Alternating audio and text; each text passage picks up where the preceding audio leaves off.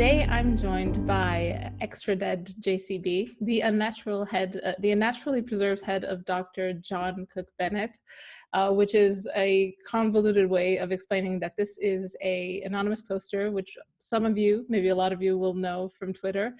Some of you may not, but I think he's quite a really interesting voice. He's probably one of my favorite posters. Sorry. Squeeze me. And yeah, I wanted to chat to him about Mormonism and as one layer of the conversation, but also about a lot of other things that we might agree or disagree on. So welcome. Good to be here. Thank you for coming on. Yeah, I mean, as I mentioned, you are probably someone who's more vocal about being Mormon in this strange corner of the internet that we both reside in. And as a Romanian person who is so far away from the U.S., and I mean, I tangentially know about U.S. matters just because this is the culture of the world, but I know very little about Mormonism. And I'm curious. I mean, it's a in a way, it's one of the most successful communities at the moment, I think, in terms of how I measure success. It's like, are you reproducing? Will you see the next century in a consistent way? So I think that's quite admirable. So I don't know. Is there I don't think there's an elevator speech for Mormonism, but if you were to explain it to someone who comes from a different planet, which I essentially do, what is what is it about Mormonism? Why is it such a it's quite a powerful it's quite a powerful religion in the U.S., isn't it? Well, I mean, I don't know about powerful. It's funny. There actually is an elevator speech um, Okay, perfect. Give me the elevator speech then. that you learn when you serve a mission. But essentially, the core of what we believe, maybe as contrasted with um, other Christian faiths, is that God calls prophets when he um, that's how he speaks to people is through prophets. And the role of the prophet essentially is to guide you to the point where you can receive personal revelation yourself. So Moses said, would to God that all of his people were prophets. So the idea being, um, uh, God chooses one person to receive revelation that opens that door to everybody else. And the idea being that when the when the people rejected the church after the first century and killed the apostles, there was an apostasy. Basically, there's a parable that Jesus tells about the husbandman who he sends servants and they keep beating up his servants and killing his servants, and then he sends his son and they kill his son too. And so the idea being, there is a limit to how much God will do that, and then he will sort of shut the door for a while and let people sort of um, endure the consequences of their choices. And then when the time is right and when they're ready, he will send a prophet again. And so the idea being that Joseph Smith was a restorer of the gospel as taught by Jesus. But also, we don't have the idea that um, that the gospel was something that was introduced in the first century. We believe that Adam was a Christian, Moses was a Christian. The gospel has been the same the entire time, and it's just revealed and then sort of garbled, misunderstood, corrupted, and then revealed again. And it's this continual process. So that's probably the elevator pitch, if you're on a really long elevator ride. It's It is interesting because you kind of have this idea as well. I think in Islam, I might be butchering this as well, but they do consider, I think, Jesus a prophet, and I think Moses and Abraham as prophets as well. Obviously, I don't think that Mormonism overlaps with Islam, but I think it's an interesting kind of synchronicity that there's kind of something central to Abrahamic faith, or maybe even pre-Abrahamic, I guess, if Christianity is something that's eternal, that yeah, there's something, some teachings that are universal there. Yeah, and I think maybe one thing that people misunderstand is that we do believe that the church is God's church, it's His kingdom, but um, it's a lot more complicated than just everybody else goes to hell or everybody else is all wrong. It's the idea that, as a matter of fact, there's truth um, in almost all of these traditions, at least to some degree, and so the idea is we you want to go find what's true about what other people believe, and you want to share that and connect on that. It's not about it's not binary. Yeah, that makes sense. It's interesting though, because now that you were saying, I think that we have missionaries from the Mormon Church here in Romania as kind of like foreign. I think they're Mormon. I don't think I've ever talked to any of them, but they always are in pairs, and they have a very specific outfit. So I think, is that typical? Yeah, I mean, so a lot of times we get confused for Jehovah's Witnesses, but typically the Jehovah's Witnesses don't have the black name tag, and they sometimes it'll be like an older person and a younger person, or a man and a woman, and that's not generally how we do it. It would either be two young men, two young women, or maybe an elderly couple. That would be who we would send. Yeah, it's typically two young men. So there you go. Yeah, Yeah. yeah, yeah. It's interesting. I've always, because they always seemed a little bit out of place. And I mean, here in Romania, everyone that doesn't look, that's not like squatting next to a BMW in a tracksuit looks out of place. So, but one thing I've always noticed is that they had always the sunniest disposition, which I don't know what it ties into, but they're always having a good time, and I was kind of Is that a curious. good fit? Is that a good fit in Romania? I get the impression that there's sort of an Eastern European. Uh, Yeah, people are cynical here. They're very suspicious of that. Like here, if it's typically the snake oil salesman who laughs too much. Someone who right. wants to get one over on you. So people are like, That's why the main church here is like Eastern Orthodoxy, with like super a thick layer of ritual, and a lot of gilded icons, and it's all about all sorts of these ancient practices and chants and crazy almost cult-like style of rites. So this kind of cheerful American flavor of come on, let's chat about God. People are a bit like hissing at that. They're like, no, that's not what God does. God is stern. God, God makes you, go to church and stand up for 6 hours listening to chants that you don't understand. That's what God is. So, yeah, there's just a different take. Well, there's a lot of. I mean, there's a lot of. I mean, I would say especially in our particular little weird circle on Twitter. There's a lot of respect for the aesthetic and the comfort with mystery and symbol and ritual. And I mean, we definitely have our own analog to that in the temple, but as far as there's nothing really to match the artistic legacy of Orthodoxy and Catholicism, and there's a lot of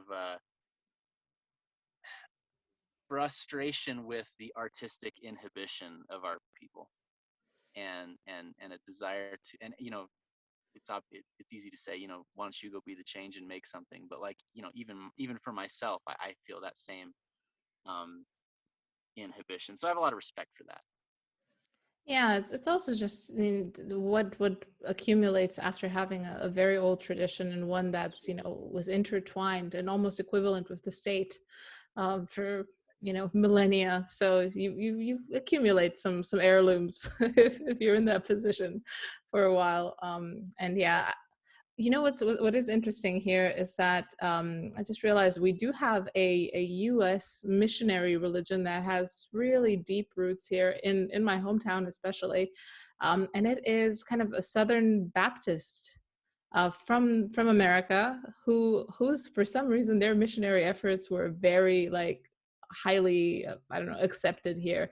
Don't know exactly what they were doing, what the recipe was, but we have like universities, schools, all sorts of types of, I don't know, activities and things that are tied specifically to Baptists. I think, of like a U.S. Direction, which I That found is, interesting. yeah. I would be interested to know like what the recipe is there, because that also seems like such a distant, a big cultural gulf to cross. Yeah, and it's the kind of, clap your hands evangelical style, big tent style baptism, which is, because I know some of these people, and this is not like something that, was their parents had, they were either Orthodox, or they were some form of kind of Hungarian, Protestant or something, but it's definitely a new edition, and it's definitely after communism, because believe me, there were no American style religions here during communism. Um, Yeah. So is it the same? Are they culturally still very uh, Romanian, and sort of still act the same way, or have they kind of adopted sort of the mannerisms of? they're very American. They're kind of like, the kids in Seventh Heaven, if you remember that Oh show. wow. Yeah, it's, I also think it might have been tied into some form of money transfers, but not, I don't want to sound cynical about this, but there were a lot, they were dressed differently. There's a lot of um there were a lot of programs, that funded, I don't know, after school programs and things like that. So I think there was quite it wasn't 100% a war of arguments. It was also, we've built this thing for you here, and it's a community, and we have this ideology, we have this religion here as well, and this is how we live in America. So I think that was Okay. interesting as well to people. It was Yeah, and maybe not like, it doesn't have to be totally cynical, but you build an environment where everybody dresses a certain way, and it just sort of rubs off. That makes sense. Yeah, and it's super aspirational here as well. Like, we look to the West, and the West here specifically is Hungary, and people already kind of dress a bit differently in Hungary, and then after that you have Austria, and that's already super West. But if someone comes from, from the empire itself, from America, and hands you a Twinkie, it's pretty miraculous. You'll be like, okay, this is quite interesting. What else do you got? Yeah. So what I also wanted to ask you is, there's quite a lot of kind of a growing respect in kind of, rationalist, post-rationalist, whatever, you want to call them, circles, for the importance of religion.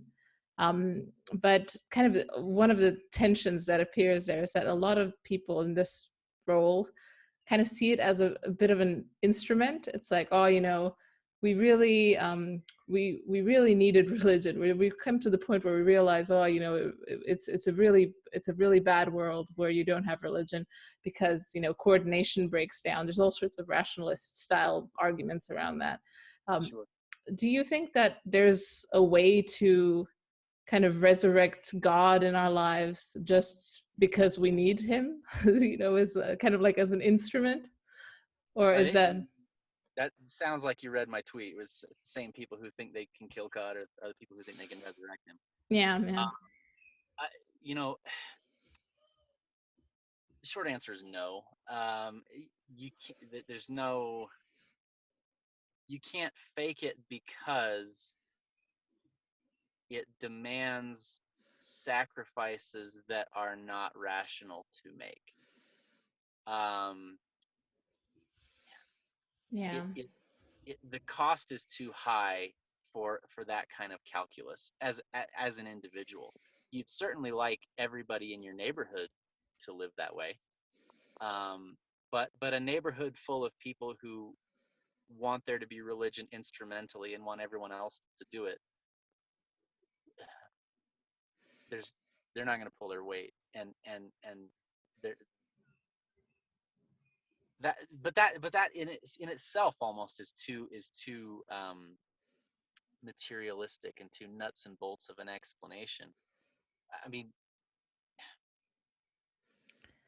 Yeah. there are people who want to be more specific. There are people who want to imitate sort of Latter-day Saint family norms, and it's like,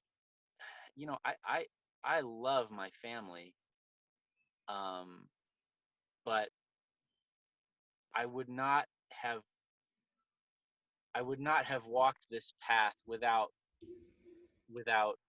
um, believing against my better judgment that God wanted me to do it. Hmm. I mean, almost everyone I know who's done this can look back on particular decision points where there was the smart thing to do and there was what they thought God wanted them to do, and they chose what God wanted them to do, and it worked out great.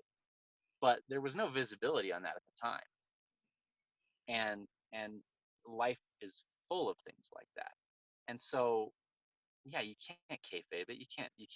You're not gonna trick yourself. No, yeah, the human animal sneaks in, yeah, Yeah, at the decision point to nudge you into the most self-interested path that you can take at that point. Yeah, yeah. that's very And you true. and you'll find a way. I mean, like, you'll find a way to, um suppose your marriage is rough. You're not gonna make it self-interested in your mind. You're gonna make it like, oh, it's not fair to her, it's not fair to the kids. You're gonna tell yourself a story, and you're gonna believe that story because that's your brain is built to fool you. Like, Yeah, it has to be smart enough to do that, and it's inescapable. yeah, yeah. That's kind of the conclusion that I keep bumping into, and the issue with that is that the even harder challenge I feel is this the needed kind of collective epiphany that you would need to kind of actually get this done or whatever, actually convince people that God isn't dead and he's just been in the wings. um, Well, and even if, yeah, it's the thing is, even if you can get yourself on board, you can't raise your kids' friends and girlfriends and rivals and mentors, and there's this social fabric that, you know a lot of people want to retreat and hide away, and just, sort of homeschool and not let their kids use the internet, and I am 100% sympathetic to that impulse, but kids cannot you cannot provide the entire moral universe for your children. It doesn't work. And so there does have to be this collective understanding, which, the best solution that I've come up with so far is just to reach out to the people that seem to get it and try to get closer to each other, try to make sacrifices to live near each other. And we're moving in that direction, but yeah, it's a big battleship to turn around for sure.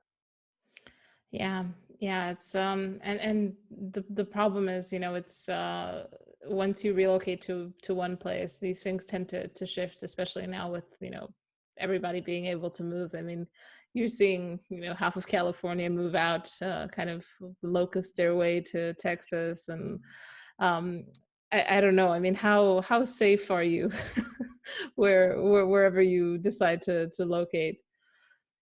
Yeah, I mean, you're going to have to deal with the fact that uh, there aren't really any geographic defenses anymore, apart from apart. Well, I mean, so when Brigham Young when they moved to the Salt Lake Valley, the explicit rationale was they'd be crazy to follow us, like, because it's just totally undesirable place. And Not anymore. well, not anymore. That's right. And there actually are prophecies associated with that, like, um, the the people are going to get rich, and they're going to bring in lots of outside money, and they're going to screw up what we've built here. And not that outsiders are going to screw it up. We're going to screw it up, but a lot of that's going to involve uh, sort of conforming to worldly standards. But yeah, there's no you can't run forever. Yeah.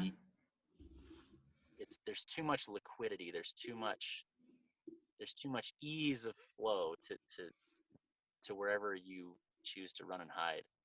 And so um, I think you can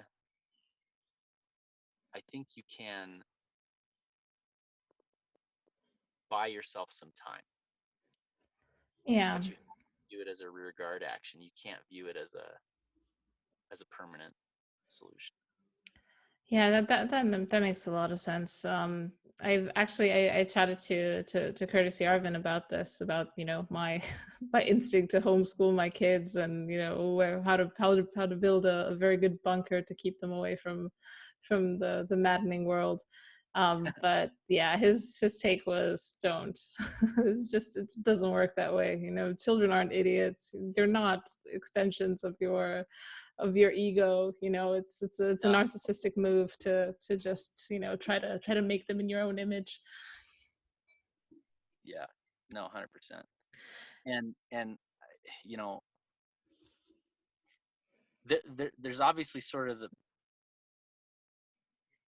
it's interesting because you want to counter the idea that, like, oh, if you don't, just plug your kid into the Disney Channel, they're going to hate you they're going to be rebellious teenagers, and they're going to, like, there's clearly that's a counter narrative. That's a response to something that's also unhealthy, right?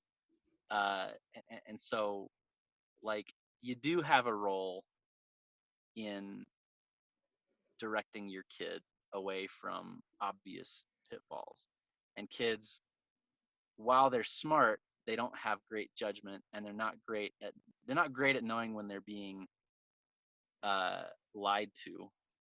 Um, they're pretty good at knowing who cares about them. They're pretty good at knowing at detecting um, genuine love, and that's maybe an advantage that we have. Um, but but you do have to guide them, and you do have to somewhat control what they consume, um, because you're in the most sophisticated propaganda environment in human history, and we're just not built for that at all. And so um, that's the balance that you have to strike. That's the challenge, is um, how do you have your appropriate level of involvement in that process without trying to be your kid's entire universe.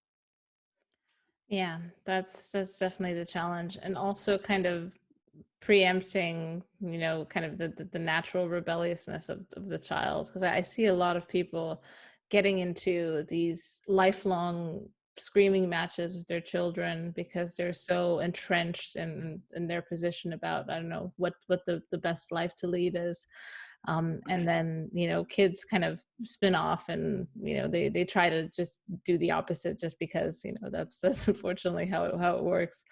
Well, I um mean, so that's actually one of my hobby horses, because I'm not convinced that is a human universal.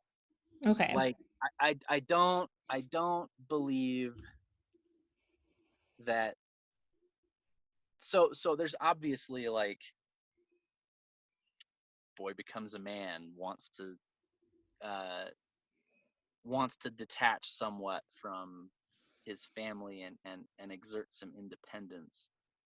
Um, but I think that we have regarded as normal this really intense level of alienation from parents that you can't really find in any historic people since, before like 19 what 30, like it's at like at the earliest.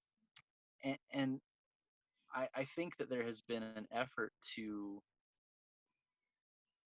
condition us to that being normal, like that it's normal to have your kids poisoned against you and to have them loathe you and Mm. everything you stand for. um that, like, that cannot possibly be the way that it works. And and when I talk to, because I mean, I'm young enough to remember being a teenager, and I didn't have an intense rebellious phase, but I knew kids who did. And every one of them, when you dig down, it's like, well, you're not crazy. There's like a reason that you're mad. Like, some bad happened to you, or your parents are really being stupid. Like, it's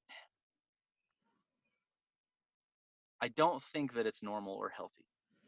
And I catch a lot of flack, especially from my mother, who had a really wild teenage period, when I say, like, and some of her kids did too. Some of my brothers and sisters had the same experience of kind of going wild. And so there's a lot of ego on the line when I say, you know, that probably could have been avoided. um, so I don't know. I don't Yeah. believe. I think there's definitely a lot of truth to it, and this is kind of a bit of a meme now with kind of blaming the boomers, but there is something to to that flavor of individualism that only crystallized in the last less than 100 years to the level that it exists now, that is really corrosive, and that really gets, like you were describing earlier, that really gets those little wheels spinning in your head where you self-justify nuking your whole life because it's not immediately expedient to the animal nature in you, that is this how I want to lead my life? Where do I want to go? What's my self-actualizing path in life? And I feel like that mindset really is, I can kind of see it in my parents' generation, I have to say. It's that those are the wheels, and you can see them spinning in real time when they try to describe something, or they describe missed opportunities from their youth. Like, there was actually this post, I think we both commented on it, from this woman that was describing regretting having her children because she didn't get to travel in her 20s. Not, And yeah, not that she didn't get to travel. She didn't get to travel early enough. okay. Like, she's like, oh, I had to wait till my second son was a little bit older, and it's like, oh my gosh, really? Yeah, I really think travel is, the ultimate mind worm for young women nowadays. People, you just need, I think you need to travel enough to know that it sucks. That's all you need to do. It's exhausting. I mean, it's nice, it's interesting for a while, but after that, it's a slog. Anyway, maybe I'm just, I'm not, red pilled enough on the virtues of travel. But also the way people travel nowadays, this is not like, you're not like Alexander von Humboldt with your notebooks and going to be the cartographer of New Guinea. You're not really on an adventure, you're on No, you strap rails. yeah, exactly. Yeah, you're going to the same chain restaurants. Oh my God, Ziti's Greek bakery that you have in every corner, and the center of London looks just like the center of Paris, with a few stuccos that are a bit different, but everything's a copy of a copy of a copy, and you kind of get used to it. And the interesting part about that post was she was saying that talking about meaning, and favorably comparing traveling in her early 20s to, I don't know, having a child, in terms of meaning, that children don't really give you any meaning. And Yeah. yeah, I don't know They don't that. automatically give you meaning. They don't automatically give you meaning. I mean, you have to start by not being a giant piece of shit. Like, Yeah. I mean, because there's tons of nihilistic, obnoxious parents out there. But I mean, like, it's one of those things where, a lot of people catch the vision, um, sort of against their not against their will, but naturally they catch the vision, and maybe some people don't, but you need to catch the vision. Like you need um, to create a space in yourself for that. And I think that obviously some of it's just a willingness to look outside yourself, which they're discouraged from doing. Especially women are discouraged from doing that because they're told that, like, oh, you're already primed to be so self-sacrificing, and the culture has already told you that you need to just pour yourself out for everybody else, and so no, take a stand, stop doing that. Um, and to whatever extent that was ever true in the 50s or whatever, it's not true anymore. And so it's people who are essentially atomized uh, animals all alone are being told, no, no, no, you need to guard your boundaries even more effectively than you're already doing. And yeah, it's making them unbelievably miserable. Yeah. And I mean, in a way, I can understand why in the conditions as they are given right now, like if you're a young woman, you're going off alone to college, and if you are like naturally a little bit more sensitive, a little bit more, I don't know, empathetic, or a little bit more prone to neuroses and fear and things like that, you kind of have to steel yourself psychologically to be able to navigate all this stuff alone, away from family, away from friends. Then you get a job where you are expected to kind of elbow your way up into through the ranks, with men, with other women, which are, to be honest, much more vicious than the men you were encountering in the workplace. So there's all sorts of crazy pitfalls. So I can understand why people would recommend that. But like you said, this Like, isn't. and the victimization hasn't stopped. Like, the it's just happening. Like, it's instead of willingly sacrificing yourself for the benefit of someone who you love and who loves you, it's just victimized anonymously by people who don't give a shit about you. And like the whole Tinder culture, and I mean, even employment is so transactional, even more than it ever was in the past. It's so there's no loyalty, there's no identity in that. And yet they've been memed into thinking that that's like their path to self-actualization. And it's one of those things that you don't really internalize that it's bullshit until you're several years in, and you're looking ahead, and you're seeing, and there's so many things are like that in life. So many things, you have to make the decision at a decade lag from when you're going to find out if it was the right decision or not.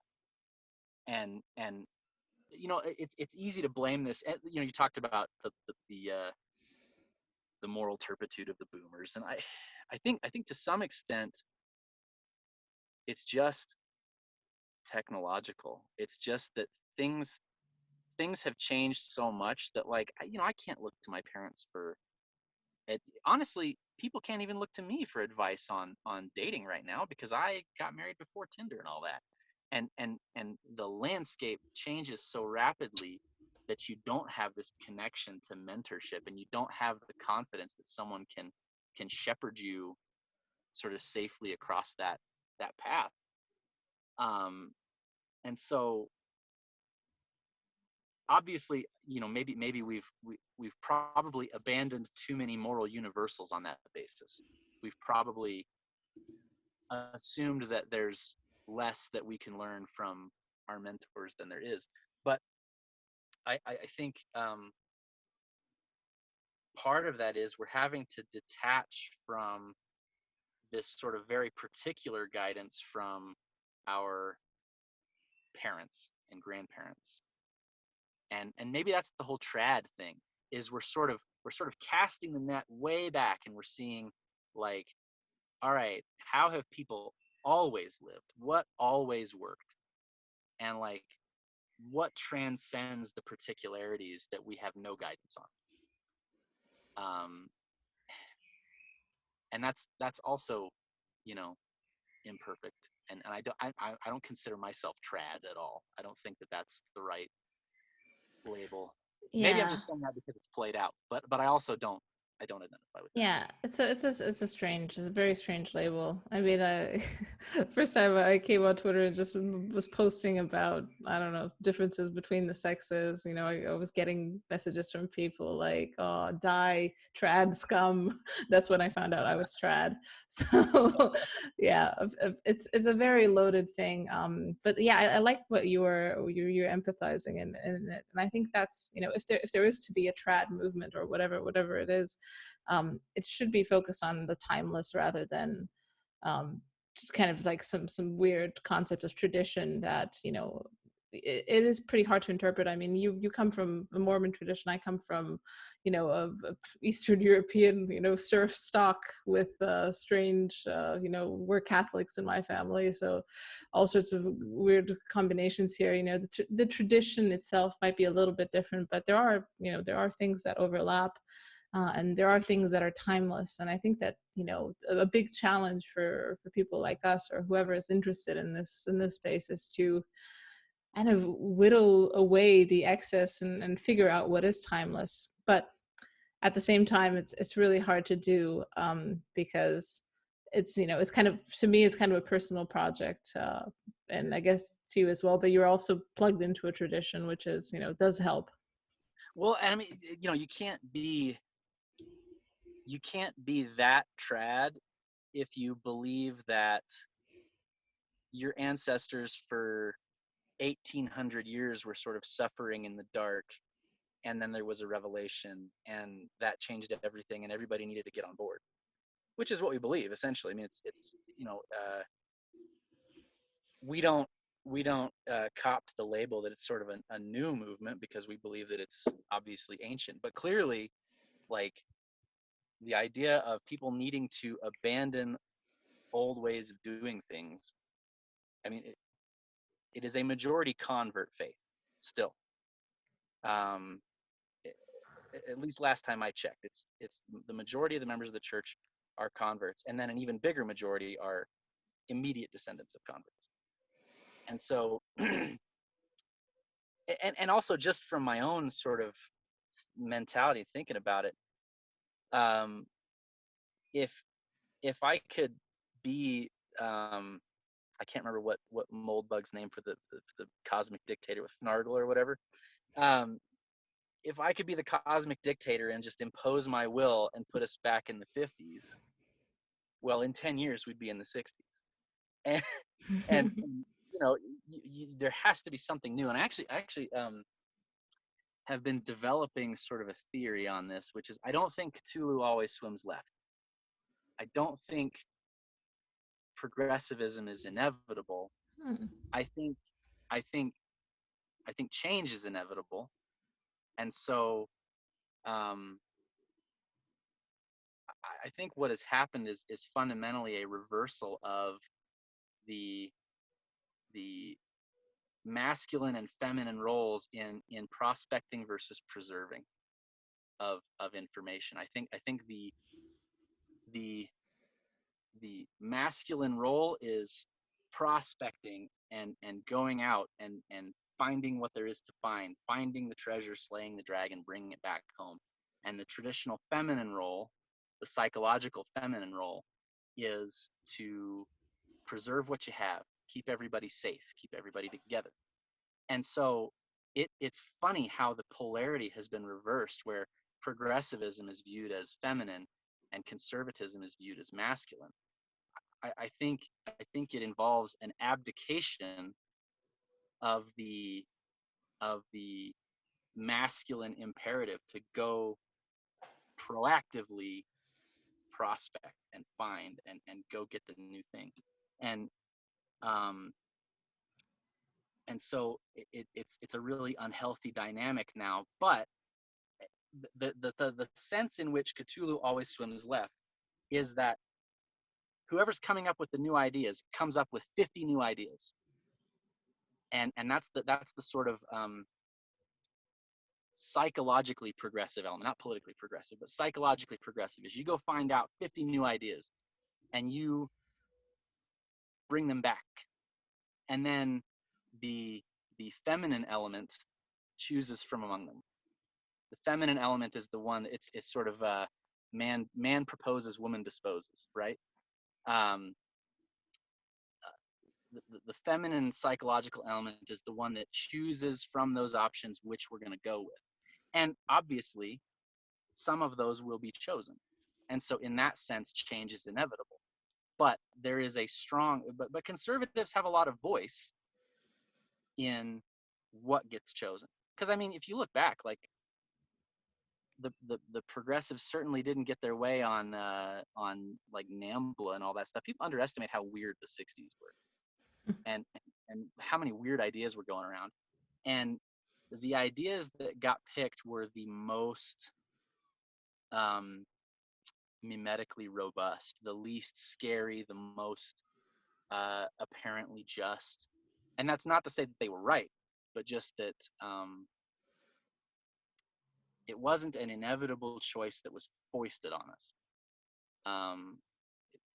People don't, when you make it like this propaganda mind control thing, you remove the element of choice and the fact that we all participate in this. And yes, we're choosing wrong, we're choosing badly, but we're all participating. And Yeah. one of the things I say sometimes is clean houses don't get roaches. Like, you know, these things have crept in because of moral weakness on the part of everybody, not just some Yeah. little padre.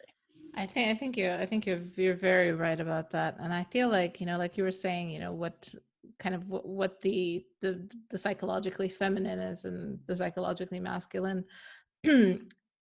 There's also a lot of burden in these categories, and I think a lot of people took the license of whatever phenomenon happened in the 60s to mean that they can finally unshackle themselves from the burden that these categories represent and that these polarities represent, Yeah, because being a man is fucking tough if you really want to make it. Being a woman is quite restrictive if you fall into kind of those typical categories. So people didn't necessarily want to stick to these things, and I can understand why. sure. Yeah, but at the same time, if you kick out the constraint, you kind of also kick out the opportunity for virtue, and you also start a domino effect that leads to this sexless generation that we now have. Yeah, Yeah, it's a tough one, especially because it trickles down to things like the birth rate as well. That's something I've been thinking about quite a lot, because now I'm gonna have a baby, and it's an exciting time. Thank you. It's a really exciting time for me. Thinking about this stuff, and thinking about my life from now on, but also, looking at the graphs and looking at, what's going on with the rest of the world, and it doesn't look good. And I think it's a new batch of results from the US. What was it, like 1.6 something is the fertility rate at the moment in quite traditionally pronatalist US. I don't know, what's your feeling about that? It seems quite shocking. well, there's definitely a stage of that process where I think it was around kid number 3 where I was like, all right, I've made it, and my line will continue, and I've succeeded, um and maybe the low birth rate isn't such a bad thing, because that'll make my kids more successful or whatever. But it rapidly turns from uh there's a lot of guys, I think, on Twitter who think that they're just gonna go get a girl pregnant and then that will be success. And it's like, no, pretty much as soon as that happens, your mindset changes from like, shit, what about my kids? What are they gonna do? because there's no guarantees for them, and they're going to have a harder time than I did. So what's the solution? And I am, and this is a big part of the psychological purpose of having kids, is that it forces you to think about the whole system, because there's an extent to which you are in control of your own destiny. But if you have, n number of kids, then it's like,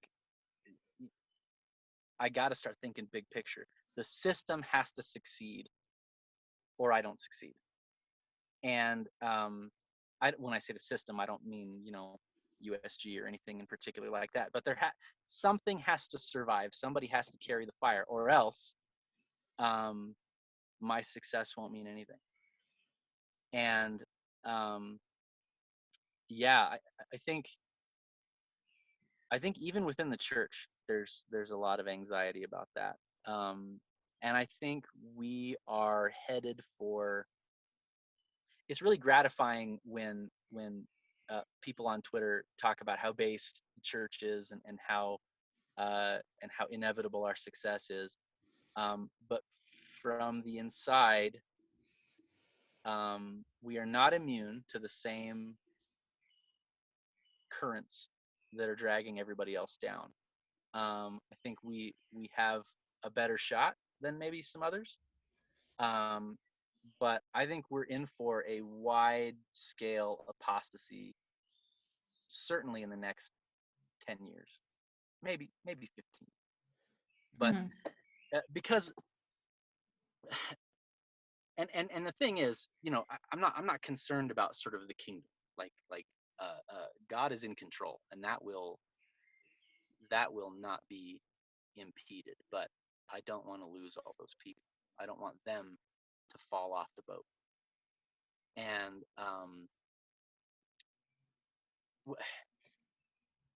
what's going to happen is our people moralize being polite, and they moralize being respectable and civil and decent. And the problem is that gives the sort of woke mind virus a really convenient receptor to just jack into, which is, you're not being civil, you're not being decent. Your opinion, no matter how you express it, is indecent, and it's hurting people. And our people tend to be pretty gentle, pretty agreeable, pretty herbivorous.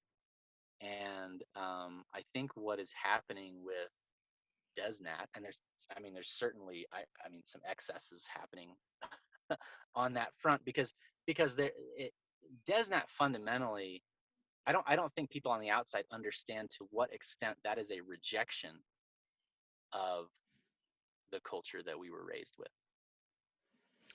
What is DesNat? I keep saying this. I'm not sure exactly what the defining elements of it would be.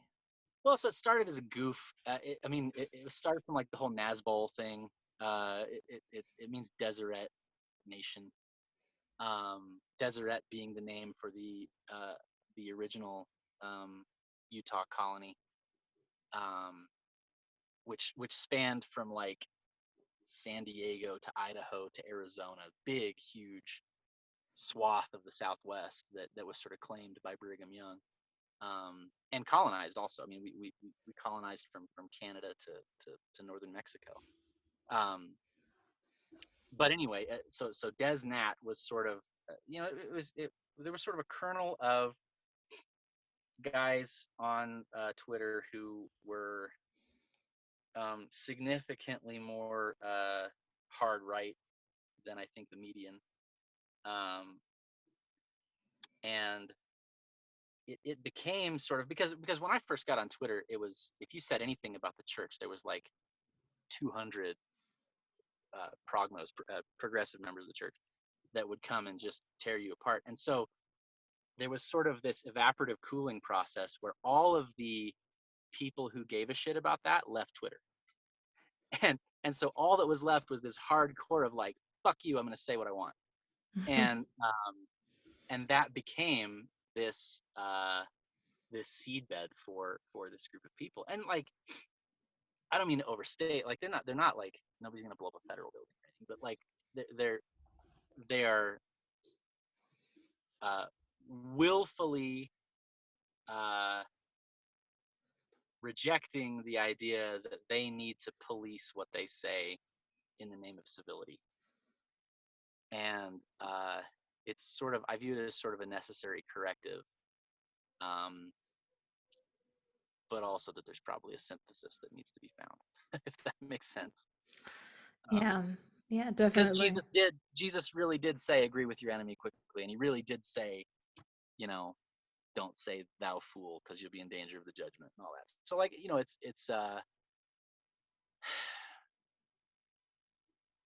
I don't know what, and the response to that always is, look at the scriptures, look at how the prophets talked, look at how they spoke to the enemies of the church. They were not nearly as politic and gentle as we tend to be.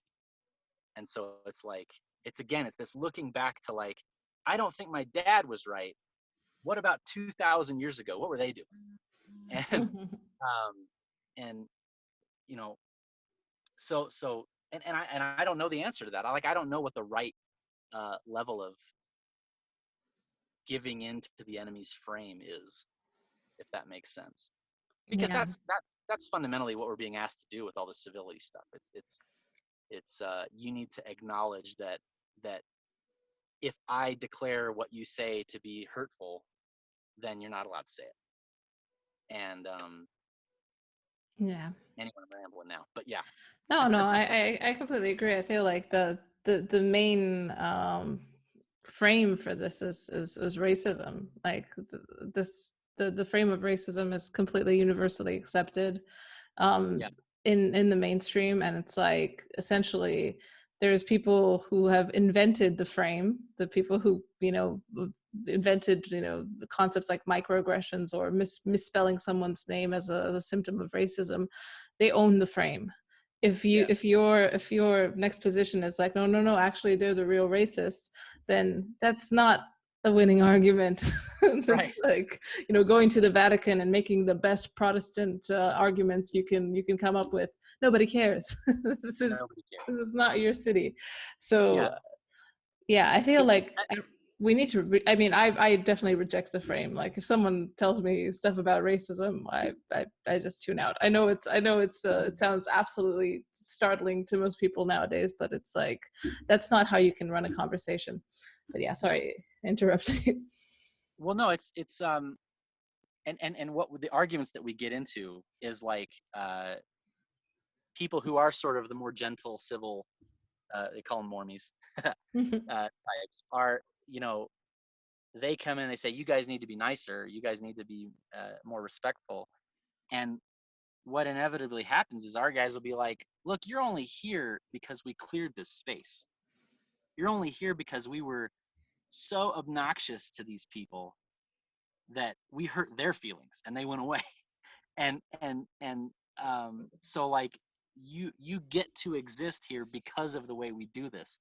So go to hell, basically. And again, like I do believe that, like, I mean, this is something that I love about, like, I'm saying this sort of in a negative way, derogatory way, but I actually love that our people are gentle and friendly and agreeable and want to be welcoming and uh want to get along with everybody. um but it's there has to be somebody to protect that mindset. There has to be, you can't just have a garden, you have to have a wall around the garden, you have to weed the garden, like, um this this uh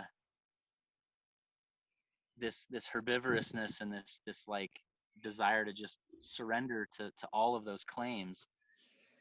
It's sort of like, I want to go back to Eden and I want to never have to fight. And it's like, I'm sorry, you don't get to not fight. You can either fight or you can die. And um there's again, it's challenging. I think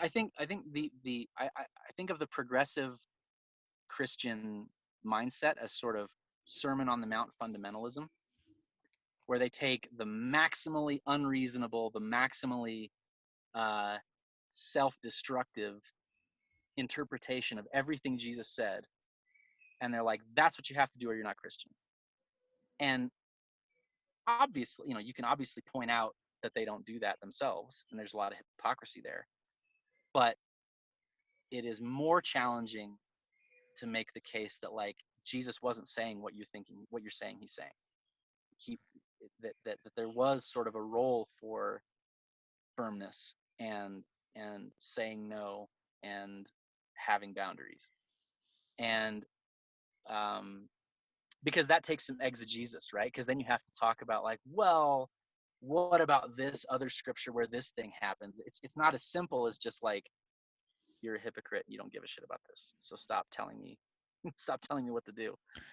Yeah. um Yeah, it seems like a lot of the arguments, if people are coming towards you from a position of like moral fervor, and they are asking they're asking something positive of you, they're pushing into you, um it's really hard to argue with that, because typically they're asking you to prove a negative. Like, for yeah, example, with racism or whatever, systemic racism, which is kind of this miasma, that you how are you going to prove that systemic racism is not at fault? It's right, it's absolutely impossible, and they know that. And that's why people like Kendi are out there making a mint, because literally no one will has the power, like just the argumentative power to prove beyond all doubt that these nefarious, mysterious forces are not at work. So it's right. it's a really tough one. I think with any other form of moral fervor, you kind of get to that point where someone comes and make a positive statement, especially about something a little bit nebulous, hard to prove, then you've got your work cut out for you, because it's going to be really hard to push back if you don't have that level of moral fervor, which people don't anymore. Right. And I think you have to view, like, people talk about it being a Christian heresy as a way of sort of like trying to own them, like by being like, oh, it's just a religion to you or whatever. But like, A, first of all, religion's not bad. And, and second, um, it you have to view it as a religion in order to understand the demands that it's making on you. Because what they're saying fundamentally is, we have the mantle of Christ. We we are, even if they're not doing it, they are demanding that you do what they say Christ wants you to do. It's always framed that way. It does not exist outside of a Christian context, which is part of Yeah. why the Chinese are so sort of bemused by it. It means nothing to them. Um, and Yeah. You had a really good tweet about this. I thought it was really, really snappy, and it kind of summed up everything. A political religion is just a religion that you actually believe in. And I thought, Yeah, yeah, that's it.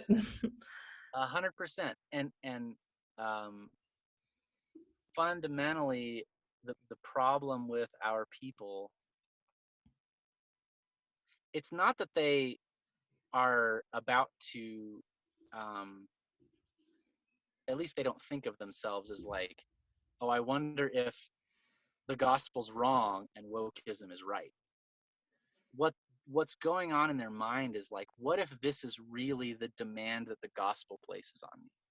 It's literally almost spiritual HIV. It's the it's the it's the immune response of the system being used to attack the system, and um, which is sort of cunning and kind of a Lucifer. Like, it's impressive Yeah. that they're able to deconstruct it that way. But it's interesting that it works. I mean, obviously, it's clear that there's a loophole, and there's a quite a wide open gate for it, and the agreeableness of Mormon people. But I feel like it's a very nifty mind virus for even the kind of liberal rationalist mind, where Yeah, the kind of the eschatology of the rational mind is progress. That's yeah, it doesn't have to have a name. It's like it's just the luminous future. It's hardcore utopianism. And if not getting over biases or ancient constraints, mind viruses like racism isn't part of the future utopia, then what is? So I feel yeah. like that people, it's just very easy to adopt this frame and to think, okay, once we purify the human animal from all these tribal constraints, you hear about tribalism and things like very dark things like that, then only then we'll be able to usher in the utopia. Well, and I think that I mean, liberal rationalists are fundamentally Christian too. I mean, the whole concept of human equality, it started as equality under God. It's not, and maybe that's deeper than just Christian. It's at least Abrahamic. Yeah. Um, there is no doctrine of fundamental human equality outside the Abrahamic faiths. Um, to the extent that it's discussed at all, there is an explanation for human hierarchy in other traditions, and um, it's not just like they might be atheists, but the God they don't believe in is Jesus, Yeah. and it's very clear that way, and it's again talking about this from like a disease point of view. It's like the disease sheared off the receptors that they used to pick up religion, and so it got in unawares, and I mean, fundamentally, the Enlightenment project and sort of the toleration that was extended um, was fundamentally them asking the question: uh, is is is our religion more important than everybody not dying? And the answer was, well, it's not quite as important as everybody not dying, and which is an understandable response in my view, because I think those religions were wrong. And so, like, yeah, you probably should have just stopped killing each other over it, because it doesn't matter because you're both wrong. But um but uh the process of making that choice, it's like, well, what else is my religion not quite as important as? And it evolves into this, well, my religion is sort of a funny hat that I wear, and I'm not going to get mad at the other guy because he's got a different funny hat on. Just, we like all the hats. It's like it's the way liberals think about culture now, where it's just everybody's got a different culture and everybody does things a different way, and it's okay. And I think if they I actually think if they'd done more traveling, they would realize that their disgust response for the racism and the homophobia and the everything else that exists everywhere except here would cause them to reevaluate that. But travel is mostly a fantasy for them. So Yeah, and at it's least travel off the completely, rails. yeah, that's the thing. Yeah, it's most of what's considered travel in the West is completely sanitized. Even if you go to a third world country, you go to like a resort, worst case a very Western hostel for a few days. You try to skip some dysentery, and then you go home. It's like not it's not the experience. No, Yeah. but they tell themselves that it's the experience, because it's they go to this environment where everything is calculated to please them, and then they come home and they go, oh, we're all the same, it was so wonderful, everybody was so nice to me. And it's like, well, yeah, because you had a bunch of Benjamins in your pocket. Like obviously everybody was nice to you. Like, you know even if you had the pink hair shaved on one side, they found people who were willing to be nice to you. um but that's not the reality. And so this this process, it's a lot like the universities where um, they where the adolescent rebellion and the political activism is explicitly a consumer experience. It's you or your daddy paying for you to go play rebel for a while, Hmm. and to have all of the bourgeois morality that you were fed just recycled back to you. Um, and so it's a completely closed loop. There's no escape from it. Well, I mean, they could escape from it if they wanted to, but like they don't have to. And it's kind of an open question how long that closed loop can survive. Yeah. Yeah. I mean, I've got a little bit of hope with people just seeing the apocalyptic fallout of the millennial generation, and maybe saying, hey, time to turn the ship around. Maybe we can avoid the rocks. But I think at least one or two generations have to go down in flames to make that happen. And I That's hope. always the question. How much? I mean, that's the scriptural question. It's never is this going to end? Are the people going to repent? It's how much pain? How hard do they have to fight it before they'll turn Yeah. around? And how is this age different, and how might, the fact that we're in this weird technological space influence how much people can take? Because if you listen to people like, like Tyler Cowen, or people who are like these, you know kind of um relatively level-headed libertarians, they see like the world is going to be these essentially pleasure farms for people who are disposable to the system, that get their UBI or whatever type of welfare, Yeah, and they just hook up to some sensors, and that's life. And then there's the enlightened, people who can still be productive, doing something interesting or whatever, or working their heads off, like today, the people who have, I don't know, the social mental capital to be in there, in those spaces, being kind of yeah. this 5% elite towering over everyone. That's, I don't know, that sounds scarily plausible, just looking at the trajectory of things right now. I mean, I gotta believe that people won't tolerate that. I mean, it's wealth. Like people say that wealth makes people evil, or that's corrupting. Um, I don't think that's true. I think wealth insulates you from the consequences of your choices, such that the band gets to stretch a lot further before it hits you. Hmm. Uh, and I am the reason that I'm skeptical of that is I don't believe that the productive capacity of the society can keep up.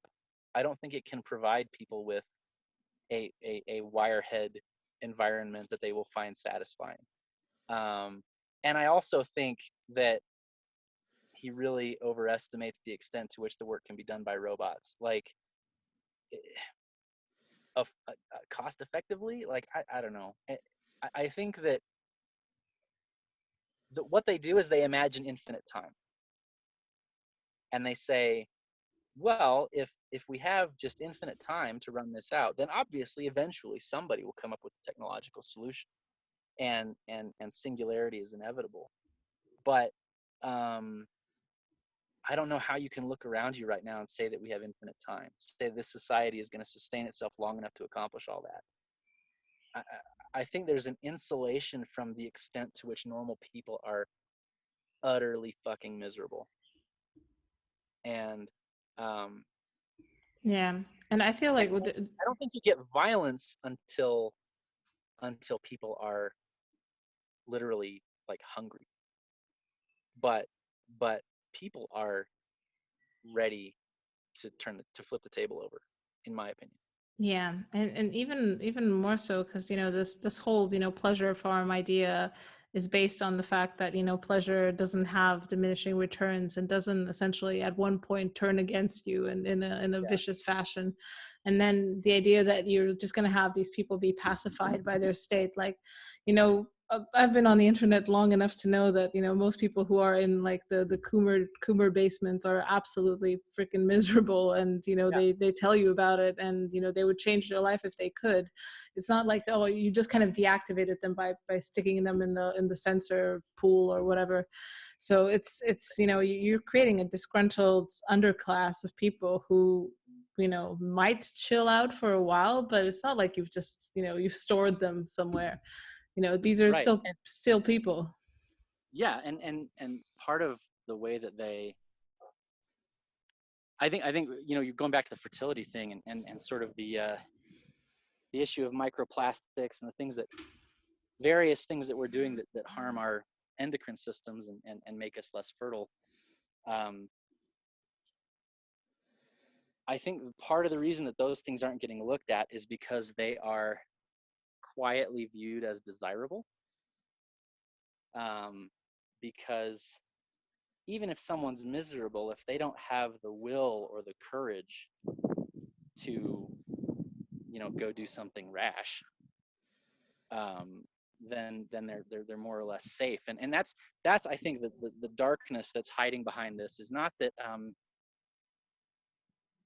everybody who proposes that as a solution knows that if they were the underclass, it would make them miserable, and they would despise it, and they would despise themselves. But they want to believe that the proletariat is fundamentally spiritually different than them, and that they will tolerate.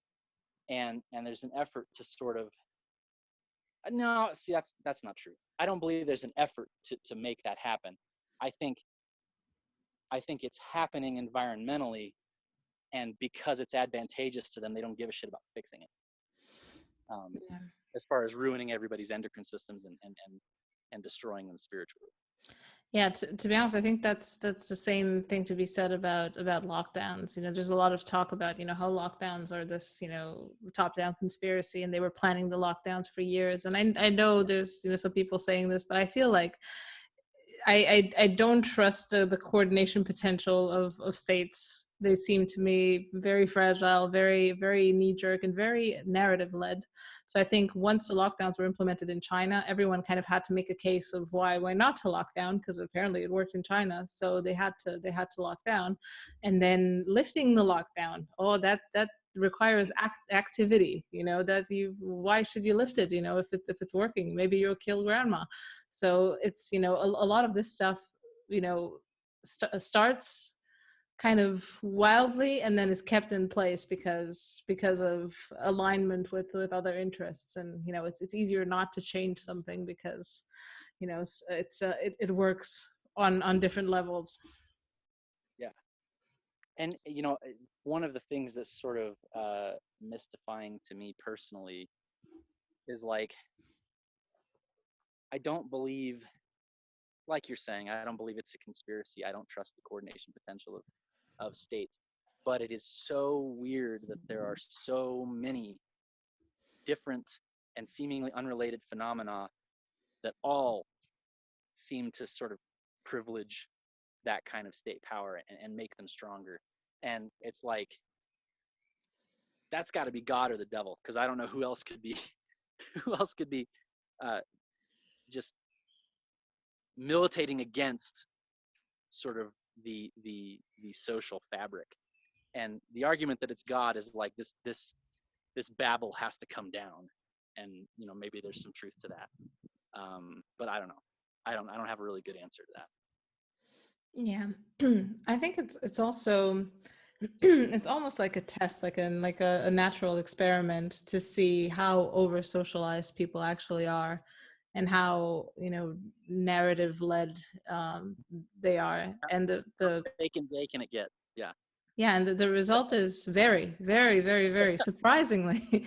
So yeah, I couldn't even believe it. Like I don't know, I think the mask mandate in my city started in October. they said that maybe if we're good, they're going to lift it in July, or no, in August. So That's nice. we'll see. We'll see what happens. I've stopped wearing it a while ago, but yeah, that's just me being a rebel. But it's like there's all sorts of, they keep closing, opening restaurants. So many have not survived. Like a lot of businesses, I don't even know. Like people don't say anything anymore. It's very eerily reminiscent of what I've heard about communism, because I was born under communism, but I don't remember much of it. But Yeah. it's that, just that resignation, the fact that everyone's now, at the beginning people weren't wearing the mask for a while. They were kind of a bit rebellious about it. Now everyone's wearing the mask. We still have curfew, all sorts of crazy stuff. Jeez. And yeah, I don't know when it's going to end. I feel I've often said that I feel pretty lucky that that my sort of square, healthy, clean cut views are now rebellious. Because like you're talking about not wearing the mask because you're a rebel. It's like, I think I wonder sometimes if I had been born in like the 30s, and I sort of had my temperament now, would I just be sort of nonconformist in the other direction, and would I sort of be like a beatnik or something? I don't know the answer, but like it's really handy that it's really handy that all these opinions and all these practices and all these behaviors set me apart as a weirdo, and I get to kind of enjoy that nonconformity without having to hurt myself. And you find that a lot with these DesNat guys. Is there there are some of them that are from Utah, but the majority of them are from the diaspora. And it does favor guys who were sort of the weird Mormon kid in high school and sort of liked that identity and liked that. There's a lot of people in Utah that think of the church as sort of the evil empire because it's the closest sort of institutional authority that they've got handy. Um, and, and we always laugh about it because we're like, the church is like this one little island of light in this sea of just degeneracy and depravity, and they all hate the church. And like these people who think of themselves as rebels are like taking the side of every corporation, every university, every politician. Like how provincial do you have to be to think that that's the evil empire? But yeah, it's definitely like there's definitely an aesthetic to it of like it's fun to be a rebel. And I don't know, and that's part of why we have a hard time reaching the normie types, is because they just don't have that. Like, and that's their the big Achilles heel for the church in Utah is they are rule followers. Mm-hmm. And for the longest time, being a rule follower was the right way to be a good member of the church. And now the people making the rules are the degenerates, and it's like it scrambles their circuits. They have no antibodies for it. They have no way to respond. And I'm kind of looking forward to, I hope we lose as few people as possible, but I'm kind of looking forward to the church becoming weirdy beardy um, extremists who want to steal your women. I think that was a really healthy time for us. I'd like to go back to that as soon as possible. But was that a real time? Was that like um Oh yeah, no, that there a was thing? there if you look up a movie called The Mormon Coon. It's about a black Mormon who goes and steals a harem of various women, and it's like the polygamy thing really spooked sort of mainstream America out. And there were cases where one of our apostles was actually he brought some guy's estranged wife back to Utah, or tried to, and he got shot for it in Arkansas. And there was definitely this this they're definitely viewed as foreign, and not even really viewed as white, viewed as sort of this new ethnos that was very scary and dangerous. And you'll find that a lot of our guys derive their aesthetic from that era of the church, because it's a pretty fun, colorful time. Oh, interesting. I mean, yeah, I wanted to ask you about polygamy as well. I mean, this is kind of the thing that people know Mormonism for. I mean, it being such a high profile thing. But I also kind of wanted to see, like, how do you think polygamy is different from kind of its more modern, more rationalistic cousin, polyamory, which is like another big meme on in our circles. I mean, Yeah. why is it different? What's the deal? Well, I mean, fundamentally, it's different because it's patriarchal.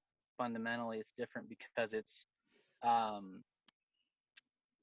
there is still the concept of belonging. There is still, it is not atomized individuals pursuing sexual pleasure with each other at all. Hmm.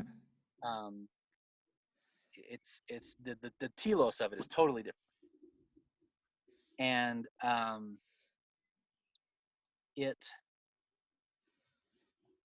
it exists for the purpose of families and children. And you got to, I mean, partly you got to understand how wrapped up our theology is in the idea of family. Because that's not like, it's not like we're a Christian church that just happens to be super family oriented. That's doctrinal. The idea is that God is your father in a literal sense. That's not a symbol or a metaphor to help you understand this abstract relationship that's beyond your comprehension. He's your dad. And you are part of a family. And your goal in this life is to grow up to be like him, and then to have your own family. And heaven is an extension of the family experience. It's the glorification and the magnification of everything about family life that's beautiful. And so a lot of Christian churches will be like, well, we believe marriage is just for this life. And, Paul said it's kind of icky, and we're not real big on sex, and we're not real big on the flesh. And so, like, gosh, I wish we had stronger families. Why don't we be like the Mormons? It's like, well, you can't, because you don't, it is a fundamental difference in values and priorities. It's like, for us, this is the thing. That's what life is. And it requires that level of belief to do it the way we do it. And so, in any case, the fact that both systems, polygamy and polyamory, are different from monogamy and gross to mainstream culture is, in my view, the only thing they have in common. It's an entirely different. It's predicated on an entirely different belief system about who we are and what we're supposed to be doing, what we're for. Yeah, I think polygamy is probably instinctively more gross to to most people, because it kind of has that evil component of dominance, of ownership. If you want to frame it in kind of like the feminist perspective. They're evil to people now, yeah, for sure. But I mean, Muslims don't feel that way, and it's part and parcel of the idea that hierarchies are always corrupt and always tyrannical. Yeah. And I think it elides the fact that our men participate in hierarchies in subordinate positions too. And we're very big on, like, there being good hierarchies.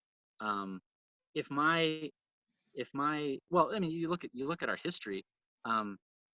I have ancestors that Brigham Young said, I want you to go build a railroad or dam a river.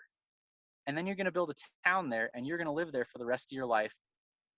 Here's a wife, go do. And that was viewed as, you know, sort of being called on a heroic adventure. It was a good thing to be obedient to priesthood authority. And so when I ask my wife to be obedient to my priesthood authority, I don't really have to ask, but like, you know what I'm saying? The part of her deal is to be obedient to my authority to the extent that it's righteous. I'm not making some absurd ask of her that I would not be willing to do myself if my priesthood authority were to tell me to go and do. Like, it's everybody's a part of this web of hierarchy is too dirty a word now. Stewardship is a better word. Yeah, of interdependence as well. Like, Yeah. I mean, I'm not part of any formal religious tradition. I mean, my husband's, I think he's Anglican, and I'm Catholic, but like very very loosely. But I think, you know, in a way, we in a secular fashion we've kind of created something very similar for ourselves, where there are very clear lines of authority, of domains where, you know, there are things that I'm in charge of, things that he's in charge of. We don't step on each other's toes. I defer to him wherever, whatever his domain is. The same goes for me as well. And it's, to be honest, the only system that works. I mean, you know, when I was younger, I've had relationships where it was kind of like a power struggle, because that was, you know, you're young and you want to assert yourself, but it When you doesn't. don't want to be taken advantage of, you don't Yeah, want to be hurt, and like that's part of it's, you know, like what I'm saying about clean houses and not getting roaches. Like, there were clear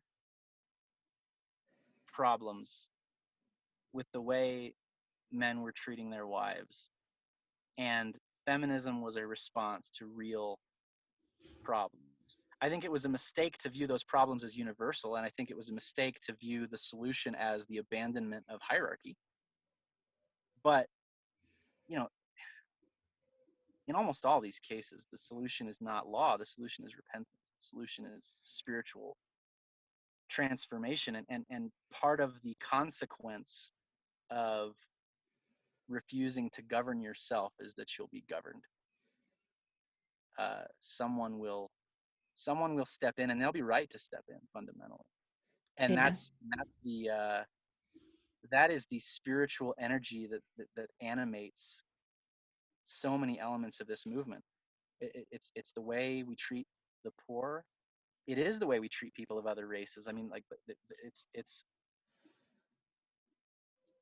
we like to focus on sort of the counter examples and the reality on the ground right now. But like, there were obviously there were injustices that the civil rights movement. I believe the civil rights movement was fundamentally a psyop. It was fundamentally a propaganda campaign. But it would not have succeeded if ordinary people had not correctly detected and discerned some legitimacy there. And you know, a righteous society would not have gone that way. And so that I think helps me to be a little more. While I disagree really strongly with, you know, the sort of centrist normies who buy into all that, it helps me to not view them as like totally subhuman, because I'm like, all right, yeah, I mean, I get it, I kind of get it, but like, you know, come on, take a step back, look at what you're doing. Yeah. Yeah. I mean, to be honest, in like what we were saying before about, kind of equality being the basic value of this society that used to be Christian, now isn't Christian anymore, but we still kind of have that value system. It Yeah, does kind of make sense that whoever wants to weaponize equality in the direction of moral fervor has fertile ground. There are no arguments, no reasonable arguments against it for the centrist mind, yeah, because once you throw out Christianity and the idea of hierarchy embedded within, then you don't really have any guardrails against this this strain of whatever is coming. So it right. makes And sense. that's the thing is Christianity and patriarchy and chivalry and um, all of these systems were intended to police the excesses of absolute hierarchy. They were intended to establish rules. Like, I mean, yeah, it's like, well, if we're not going to have rules that govern these hierarchies, well, then we can't have the hierarchies because then it's just tyranny. And um, what you're seeing on Tinder, and because you must have seen there was a pretty big fight with some rad femmes a while back about what women expect of their men and vice versa. And it's they view the hierarchy as tyrannical, and it's like, well, now what you have is the expectation of equality. So the men don't want to pay, and they don't want to take responsibility, and they don't want to lead, and you still want that, but you're also not getting sort of the tenderness and the exclusivity and the chivalry uh, that was the expectation in the hierarchical system, the rules that were in place to govern that hierarchical system. And you're getting the worst of both worlds. And so, like, while I get maybe the critique of that system as being imperfect, it's like what you have now is so obviously worse. And what is your plan? What is your alternative?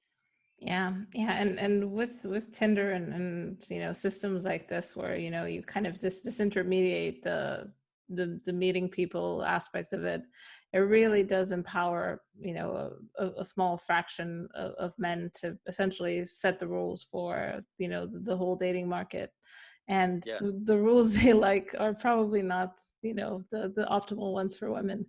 But So Genghis Khan rules. I mean, it's like it couldn't be more tyrannical. yeah, exactly. It's literally the state of nature, It's, Yeah. yeah, we're back to it's polygamy involves marriage. This would be Yes. polygyny, and Yeah. quite warlike polygyny. Well, and as a matter of fact, that same guy who was murdered in Arkansas, he wrote he wrote some pretty good tracts that he handed out, which was like, and apparently this was true even back then. He was like, look, you know, our men love their wives and take care of them. Like you're an adulterous society, and you just use them and throw them away. Like, how is that morally superior? And that again, our sort of newcomer status and outsider status prevents us from taking too rosy a view of American society or European society historically, because I think these problems have always they've gotten worse for sure, but like Yeah. that critique has always been there. Yeah, absolutely.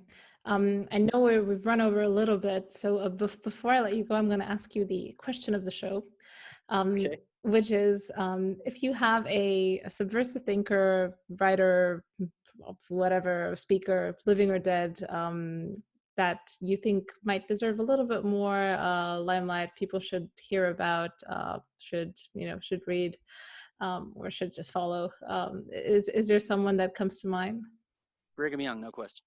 Yeah. Okay. Absolutely. That's So people don't realize the extent to which he was sort of he talked about everything, and he and he was right about most of it. Just a brilliant mind. And there's a lecture series by a BYU professor named Hugh Nibley, who it's called Brigham Young on Education, and he does sort of a greatest hits of all the wildest and most interesting and good things that Brigham Young said. And that's probably a good starting point. And then after that, the Journal of Discourses. So that's my guy. Cool. I mean, that's a good one. I'm definitely has not been recommended before. So yeah, I think people should check it out. Is there any place that people can find you, find your work? Anywhere we should be pointing people towards?